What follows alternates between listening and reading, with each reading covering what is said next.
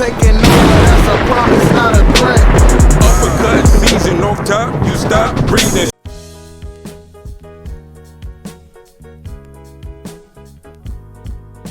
Yeah, what's good, yo? Welcome to another episode of Real Talk, where, as always, if shit's real, we talk about it. I'm your host for tonight, Pat Scorpion, the New England representative, and as always, I got my man with me. I'm gonna let him introduce himself. Yo, what it do? Mr. The World is a I, you know what it do, man. Shuttleworth the God, the GOAT artist, aka LB, Lauderdale Boss, RingGangRadio.com in the building. Let's go. Yes, sir. Ring Gang in the house forever and always. And as always, I got my other man with me. I'm gonna let him introduce himself. Hey, yo, what's good, y'all? You already know who this is. Your boy King P, Bodega Boxer in the building. Ring Gang Radio all day. Let's go. Late night, but the Bodega is always open. So, you know what it is. Oh, and who's banned from the Bodega this week? I was going to say nobody, but then I realized, yes, no, somebody is banned. Anybody talking that, well, you know, these sports, they're all rigged. You know, everything is just rigged. It's a conspiracy theory to get ratings because, they want a certain outcome. So it's all rigged. It's all faked. Yet you're still watching. Shut the fuck up. Like, it's a script. The trendy word now. All of a sudden, please, no. Hold on, niggas talking about what, wrestling or like real sports? No, but that's the funny part. No, they're talking real sports. Like, oh well, these sports are all rigged. And then the funny thing is, they'll talk about wrestling. Well, why y'all watch wrestling? That's fake. But yet you claiming that all these sports you watch are rigged, aka scripted, and yet you still watch it. Nah, get your bitch ass out. Oh, so is it black girl lost or shorty owe you for ice? Exactly. Yeah, a lot of confused motherfuckers out there. Like, no, just because something didn't go the way you expected doesn't mean everything is fucking scripted. Like, nah, like, shut the fuck up. Well, you know. I mean, what about the Lakers Sacramento games with the refs? That's more point shaving, but yes, yeah. But at least, niggas gotta just call out the specific incident, though. Niggas just can't say generalizations, though. Well, nah, because I would see these like for the football weekend, like for the weekend in football, you know, there was some controversial penalties and people were like, oh, see, this is bullshit because they wanted the Chiefs to win. So they called the commissioner called in to have them call the flag because they wanted Mahomes in the Super Bowl. It's all scripted. And I'm just like, no, stop it. Please. No, it's not scripted. It was a legitimate penalty. Like, I thought the game was horribly officiated. I'm not going to go into that, but like, don't say, oh, well, you know, it's a conspiracy theory because they wanted a certain outcome. No, stop that. Yeah, just shut your bitch ass up.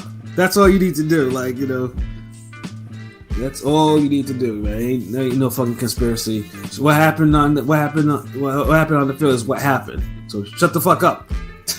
Yeah, Al Heyman didn't call and get things, you know, fixed the way he wanted to. Stop that. Oh man, though. And last but not least, I know somebody's like, damn, this is kind of like a long ass intro. What show is this? Well, what's good? It's Conscious Pod, West Coast Avengers, preparing for liftoff. Fuck a script. Let's get it, man. Let's ride. Ring Air Radio. Yes, sir. Conscious Pilot, you know, stays elevated above the clouds as always. No turbulence this time around. Said, what show is this? This nigga. That's your Pilot always has the choice ad libs, yo. He just be saying like, yeah, that's like a classic. Oh man, though, but yo, this weekend though, you know, we had our arguably our first fight of the year contender, you know. And it was a hell of a fight. You know, of course, I'm talking about Artur Beterbiev and Anthony Yarde. Now, of course... Hold on, wait. Is that the Artur Beterbiev who's like top 5 pound for pound, who old boxing media and all these Twitter fuck boys and these motherfuckers was trying to shame anybody for picking Yarde? Like, Yarde had no absolute chance in the world. Yeah, Is this the same fight? Is this the same fight? Are we talking about that fight? Well, I mean, there were some people that picked him. Like some, obviously, Like I remember famously Errol Spence was picking them because he was like, yeah, Father Time will hit and all that stuff. But then everybody's always like, well, you have to. But this is the thing. This is what I don't like, yo. When anytime like, and I notice y'all only like y'all. I mean, but not y'all, but they only do it when it's a black fighter who's like the underdog. Yeah, but then unfortunately, it does not help Anthony Yarde's case. The last time he had an opponent of that level, he kind of blew his load. Pause. And he didn't get KO'd by a jab, but he did get kind of KO'd by a jab. He got KO'd by a jab. No. What I mean is like, whenever it's a black fighter that's an underdog, they always be on some like, all right, you guys have to give a good explanation of why you're picking Yarde. like motherfucker, because I think he could win. Like, the fuck? Suck my dick, nigga. Like, the fuck? How dare you ask me what the... Like, it's like, I kept seeing that all through the goddamn Twitter timeline. Well, we need to check your boxing credentials for this. Yes, thank you. They're saying shit like that. Like, motherfuckers just kept going in, like... Oh, your LDBs. Oh, you only root for black fighters. Of course, you're gonna go for Yarde. Yes, I'm like, what the fuck? Like, you cannot tell me Yarde don't have a decent chance in this fight. Like, it's 70-30 at worst. Like, come on. Yeah, niggas is making like it was a 90-10 fight. Right, but which one? But I say for this one, Anthony Yarde definitely fought somewhat above his level. But his one Achilles heel that was a problem in the Kovalev fight, it showed up in this fight again. That is, of course, his stamina. It was like, I mean, the first round, dude was just, I think he was trying to block because he was like his movement. I won't say, people would say his movement might have been a little bit jittery, but he was moving a lot. But then, but also noticed too that movement was also having Beterbiev kind of reset and trying to really think and try to really time him better. So yeah, Beterbiev resetting all night, but then it's like he started punching with it, and that's what started really working for him. Hey man, right now is there anybody that can cut off a ring as good as Beterbiev? I mean, maybe like a Triple G, but Beterbiev cuts the ring off like a motherfucker, man. Yeah, because Beterbiev does that. Beterbiev has educated feet. Beterbiev to call Beterbiev slow, and that's what Yarde was calling him. That's part of the reason why Beterbiev goes like, yeah, no, I'm gonna cut this ring off on you. Was like, okay, you think I'm slow? Yeah, no, Beterbiev has. He had to earn it though. Shit, he was running in the right hand and left hooks. Yeah. He was on the pace of the fight, in the sense though. Yeah, because Beterbiev has outstanding timing. Like, he doesn't waste too many shots. Like, if he throws, 80% of the time, he's going to land something on you. And Yarde had him hurt more than I could ever remember seeing Beterbiev hurt. Yeah, he got hurt a lot. I'm surprised in this fight, he was hurt. Like, I'm surprised. I know the people who was like acting like he was gonna just wipe his ass with Yarde. I know they had to be nervous because he was really hurt in this fight. But the one big thing that Anthony Yarde did horribly wrong, and this led to his downfall, was dude stayed on the ropes too fucking much, and he tried to absorb Beterbiev's punches, which was not a good idea to do. I don't know when people are gonna learn. Like, there's certain types of punchers in general that you should always try to evade, parry, deflect. Blocking punchers, for an extended time is not a good move, yo. Especially on the ropes. I don't know. It felt like he used the ropes to get a breather, which is a horrible way to get a breather. But no, exactly. And they get Beterbiev. Right, and that's the thing is, Yarde would sit there because I'm over sitting was like, yo, dude shouldn't be really taking these shots because honestly, it seemed like he was taking them well at first, but when you see Beterbiev fights, where this is not really a good idea for anyone to do. And if other things too is Yarde was hurting him off the ropes. Like, Beterbiev would get stunned and then would back off.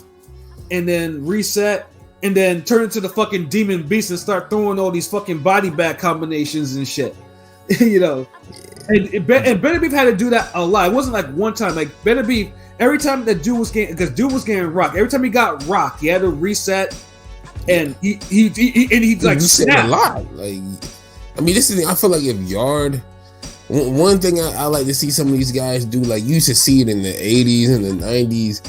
They knew how to, like, really take the ebb and flow from a fight. Like, when they would land a good punch, it wouldn't just be one good punch. They'll work them to the other side of the ring, and the guy would have to work back. Right. These guys, they let off one good shot. The guy goes backward for a little bit. They follow him, then the guy recovers, and then boom. Next thing you know, he has the guy running to the back now. I'm like, damn, like, they don't take advantage of, like, when they hurting Beterbiev. Like, do they prepare for, like, when they got a guy going back? I don't know, but it I mean, just the punch selection, like, body punches, like, he headhunted a lot when he had him hurt. You know, just shit like that. That's all. Yeah, and I mean, there were definitely a couple of round of the year candidates. I think like round 5 and round 6 or 7. Yeah, round 5 was crazy. Yeah, round 5 it was a round of the year candidate. Like, you know, the punchers, like, you know, there's nothing more like crazy to watch than you watch two big fucking punchers just throw heat at each other. I was like, damn, they're throwing heat. Like that's what I kept on saying to myself, like, these guys are throwing heat at each other. And Beterbiev, like, and one thing about Beterbiev, like, you know, I mean, you can tell that he's starting to age a little bit, especially you can tell in his face, because Beterbiev, as he mentioned before, he got marked up. Like yes, he did. That's why I was feeling like Yarde should have pushed the pace more in certain instances. Right, and the funny thing too, we were saying on the preview too, is like 175 is like the division where if these guys are going around trading shots like that, you can tell they're probably going to be on the shelves for a little bit. They might be on the shelves for a little bit. Yeah, but then what's the tweet I seen talking about? They thinking about making a Joe Smith versus Yarde. I'm like, come on, right? Exactly. Like, what is this? The Punch Bowl? Like, nigga, like, come on, like, what? Was Zerto the referee? Like, come on. Yeah, it's like 175 is just an incredibly brutal division, and you know, just to see like two high level punchers like that just go to work like they were, you know, it was just like, Jesus Christ, like someone has to fall. Like Beterbiev, like they were both legit cut over their eyes. Yeah, Beterbiev was going life or death. Like, for you know, I'm glad people just, you know, want to give, you know. Although a lot of people talking shit, they ain't really giving Yarde the credit, but you know, he deserved credit for pushing him to the brink and, you know, doing a lot better than a lot of people, you know, thought he would. Right. You know, and then, you know, but then, and I think too, like, I think in the round 7, I think Yarde had, I think he landed an uppercut on Beterbiev. I think it was an uppercut. Yeah. You know, and Beterbiev looked like all types of punches on Beterbiev. Right, no, but I think that was like his last effort, because I think by then Yarde was really starting to really gassing out, you know. And then like the 8th round was just bad. Like I think Beterbiev hit him with like a short right hand to the jaw, and then, you know, Yarde started staggering, and then Beterbiev lands an overhand right. I know people was like, oh, that shit was dirty. That shit is dirty. You know, it's just like, I mean, I don't think Beterbiev. I don't know. It's borderline because he looped it and it did connect at a frontal part. So right, like it connected like behind the ear and shit like that. So, you know, and yeah, you know, yeah. And if if you move your head like that, I mean, because you're told not to, you know, you're told not to do that, but sometimes, you know, obviously when you've taken a lot of beating, you've been taking a lot of punches. Sometimes you just, you know. It's, you know, sometimes instinct just takes over, and then sometimes you get clocked in places where you're not really supposed to get clocked. Well, that's what happens when you have bad instinct. Right? Because only the people who got bad instinct ever get hit with shots like that from people who throw punches like that. Right. And I'm just saying, you know, I ain't trying to, you know, pick on nobody. I'm just saying. Right, and then, you know, Yarde goes down, and the funny thing too is Yarde gets up, and Yarde clearly by now wants out of this fight. Like, Yarde wants out. Yeah, that ref had money on it or something. That ref was like, nah, hold on, dude. Like, I need to make sure you're not ready, and I'm gonna make sure against one of the best punchers in the sport of boxing. Here you go. Right, because, you know, like, because, you know, the ref was supposed to, like, yo, you gotta stay engaged. Yarde, he got up, he was looking at Tunde over there, like, you know, I mean, obviously, you know, boxing, I'm not gonna say, just please pull me out of there, or he's not gonna quit. Or just, yeah, please save me, because, you know, if he gets scorned. So, you know, he had nothing but, he couldn't do anything, but, you know, the referee's like, okay, yeah, continue this shit. And then Beterbiev still clocked his ass again. Yeah. And Tunde thankfully got up on the apron and was like, okay, look, that shit is over. Because it was about to get super ugly at that point. Got him. I mean, it's funny because a lot of people complained, well, that last shot was dirty. You know what I'm saying? He hit him behind the back of the head, even though it was really in the ear shot, but whatever. Yeah, this ain't UFC. That was a good stoppage, I think. Yeah, that was a perfect stoppage. I know some people were like, oh, should let it continue, or no, it was like, there were people that was like, that was a bad time. I was like, no, he was out. That was a good stoppage. Yeah, like and both of these referees, for the dude from the Eubank Smith fight and this guy, like they gave everybody the benefit of the doubt. Dudes were clearly out, and they still was like, "Hey, look, we gonna give you a chance here." Right. I mean, I'm not mad at it, and the shit was stopped, abruptly afterwards. So no one should have taken too much punishment, but the whole fight was hard. Yeah, no, it was one of them real nigga fights. Like the shit was all hard. Like and usually I've been critical of Yarde, but Yarde at least Yarde went out on the shit. Like there was no jab, knockdown, knockout stuff like that. Exhaustion type shit. Nah, his skill improved. Like they must be sparring in that camp now. Right. Like, cause he improved. That was always bullshit about him not sparring. That Yarde would become. I don't know, man, because sometimes he would fight like he didn't spar. Like it looked like he did a lot of mid routines. He sparred, but I mean, maybe he didn't spar a lot, but he definitely sparred. Like Tunde was not. Tunde was lying about that, but whatever. But I mean, because I know they brought in somebody, so I know there was some improvement. But like I said, the biggest flaw in Yarde's thing was just his conditioning. Like, I mean, I always say, dude is a brolic light heavyweight. It might be time. But then he's not trying to do that hands down bullshit he used to do too either. Right, he used to do a whole bunch of that. Imagine him doing that on fucking if he did it against Beterbiev. Like that fight would have ended a whole lot sooner. Yarde though, he fought his heart out though, like, and he shook up Beterbiev more than he's ever been really shook up, in his career. And like Beterbiev's face was like, you look at him, it's like bleeding, red splotches. Like that was the look of a beaten up 38-year-old man who just happens to have high pain tolerance, and God knows how much like a steel, like real steely, like reserve in him. Like dude, I said it before, if Beterbiev is hurt, he's more dangerous than anything. Like he comes back like every single time that Yarde hurt him. Back fiercely. Yeah, dude. He sees red. He sees red. Yeah, he sees red, and he throws these ridiculous combinations. And to Yarde's, unfortunately for Yarde, a lot of them landed on him like it was the thing to do. So it was just like, yeah, Beterbiev is just he's a different guy. He's a different animal, but age is starting to catch up to him. Like because he turned 38. Like I think like maybe a day before the fight. He didn't look all that good in this fight. I'll say that. Yeah, he was mid. Yeah, so he did certain things that looked good, but overall he didn't look good. Right, but like I said, the man has the type of power that is like you can't let him touch you like that. You can't let him you can't take shots from him like that and thinking you're not going to pay for it later. And that's what Yarde did when he was on the ropes, and Yarde got broke down, because of it. The longer this fight takes to happen with the undisputed, if it does happen, the more you got to turn the pendulum in the favor of Bivol. So. Well, I always pick Bivol. I mean, this just kind of reinforces it, but I always thought Bivol would win. But. Yeah, I think that was the consensus from like everything I was reading on Twitter and stuff like that. Is like, yeah, Bivol might actually really give him might truly give him a fight, because 175, like I said, you can't. We said it before, you can't fuck around 175. Like if you put Beterbiev in with another puncher, but Bivol got to be perfect though. Yeah, but like he's athletic enough, big enough.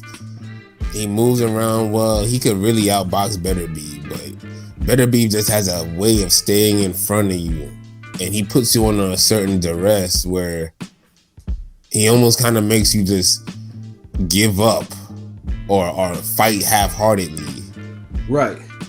but Bivol knows how to keep a steady game plan no matter what. So I don't know. That's a good ass fight though. Yeah, they definitely need to make it. It's just like we talked about for Triple G Canelo. Like there's an expiration date for that fight for Bivol Beterbiev. Yeah, it's called 2023.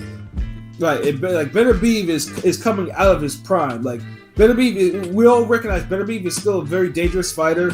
He's not someone like that, and he can still give Bivol a challenge though. But you gotta let him actually get that challenge.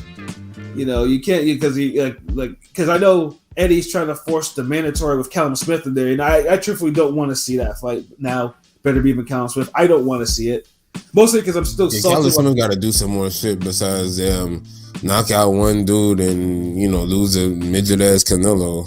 Yeah, because every single time I think of Callum Smith, I just get heated too because I really thought Callum Smith would actually do something. This nigga's 6'3", 6'4". What the fuck are you doing getting punched around the ring on your arm and shit like that by someone who's like 5'7", 5'8"? What? If you put Liam Smith and Callum Smith body, you have like a top 10 pound for pound guy. Right, I'm still so disgusted because I'm just like every time it was just like because they're like short niggas won that day because I was like, what the fuck am I going to talk about? I can't talk to those short niggas like what? You know what I'm saying? You might get punched in your bicep like Callum Smith. What the fuck am I going to say to that? Yo, Pat, chill, nigga. Don't make me Canelo your ass. Like, yeah, he was like, Callum Smith. Nah, like Eddie needs to stay. Like, nah, they didn't let this unification come to, and then maybe Callum Smith can get a shot at the undisputed. But yeah, I don't want to see no damn Callum Smith and Beterbiev, man. Callum Smith just makes me mad every time I watch him. Like, he can score all these little knockouts and stuff like that, but nah. Yeah, and then you're not fighting a jobber or Wonderlic. You're fighting a goddamn destroyer, bro. Right, exactly. I hear nothing. They might make better. Not better. They might make Yarde versus Joe Smith's getting a heavy push now. All of a sudden. Yeah, that's another fight. I don't know why. Like, why did they want these punches? That was a scroll up. Didn't I just say that like 5 minutes ago? But yeah, that's a good, that's a decent fight. But them niggas been in 2 hard fights back to back. Like I don't know. Yeah, like honestly, the 175 is the only division where I say if a puncher's been through it, give him a soft touch. Like they got to like, but 175 is just like they just want to be difficult. It's like, look here, like nah, like just next. I feel like if you give Smith and Yarde a double header, do some type of co-promo, double header, and you have Yarde and Smith both take tune-ups. And if they win their tune-up, you match them up together. That's great boxing right there. Right. But I don't think they should go right into it all because I don't think you might get the best fight. Like they might, especially from Smith. Like at least I don't know. You could say especially from both. Shit, they both like one took an early beating, the other one took a hard fight of the year type of beating. It's different levels of beatings. Yeah, it's just like honestly, it's funny too because I always think because I used to be a really bloodthirsty ghoul, but sometimes some of these fighters really need to chill out a little bit. You know what I'm saying? Like, like there are fighters that I think that need more hard fights because they bullshit, and there are just fights I'm just like, yo, like chill, like do some yoga or something. Like, don't put yourself through this. Chill, like. Don't you have family? Like, yeah, it's just like just like next one up. Like all these fights. I can't knock it because that's how honestly that's how division is supposed to go. Like 175, 154, 140, that's how the shit's supposed to be. We so into the game. We don't know. We've been watching this shit for so long. It's like you kind of look at like almost as a fan, like how they do a fanager. You're like, damn man, like you almost try to manage them and shit. Like, nah, nigga, don't take this hard fight right now. Yeah, it's just like obviously, it keeps. Niggas got to do what they got to do though. At the end of the day, so exactly. So if we get like Yarde and Smith, and let's pray that no one gets hurt. Or too hurt, or what's serious hurt. That's the hurt business. Fuck it. Right, or no one gets put on the shelf. Because like I said, that's what 175 does. After a hard fight, one or both fighters, they're on the shelf for a little bit to recover. That's what they do. That sounds like a Zepeda Baron check all over. Yeah. It is. it really The is. smaller weights be giving you all the knockdowns though. Right. Yeah, I'll give you 8 knockdowns in like fucking 3-4 rounds.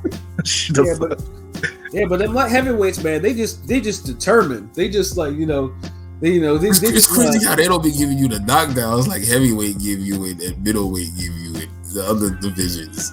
Yeah, it's just a lot of accumulated damage until one of them like drops to a knee or knees or some shit like that. Yeah, because it'd be like hard. You can tell they're hard punches, but motherfuckers just be eating them shits. Right, exactly. Until that's why it makes 175 such a crazy division, because it is top heavy, but every one of those motherfuckers can actually punch. I mean, even Bivol. Bivol is still over 50%.